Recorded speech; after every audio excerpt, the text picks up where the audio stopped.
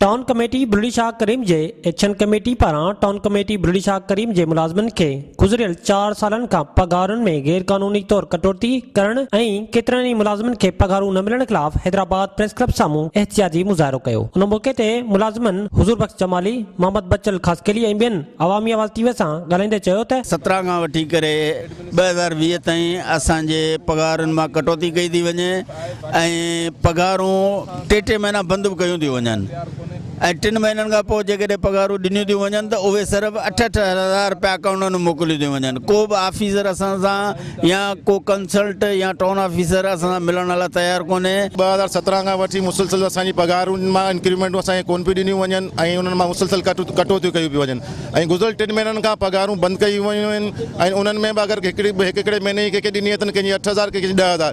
इहा सरासर नाइंसाफ़ी आहे छो जो इन्हनि नवां मुलाज़िम भर्ती करे पुराणे मुलाज़िम जी पगारूं बंदि कयूं आहिनि। असांजे पगारनि खे बंदि कयो वियो आहे।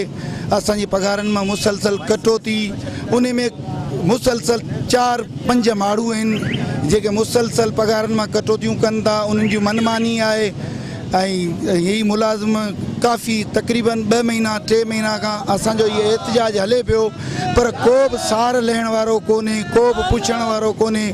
असांजा मुलाज़िम फ़ाक़ा कशी ते मजबूर थी विया आहिनि। उन जे करे असीं इंतिज़ामिया खां या घुर करियूं था ख़ुदा असांजे मसइलनि खे हल करियो। तमामु मुलाज़िमनि जे पगारनि मां कटौती कई थी वञे, जंहिंजो जेकॾहिं 40,000 पगार आहे त उनखे सिर्फ़ु 10,000 ॾिनो पियो वञे। 3-3, 4-4 महीना पगार बंदि आहिनि मुलाज़िमनि जा, जेकॾहिं उन्हनि खे ॾिनो पियो वञे 3 महीननि जो 8,000 6,000 कहिड़े हिसाब सां ॾिनो पियो वञे।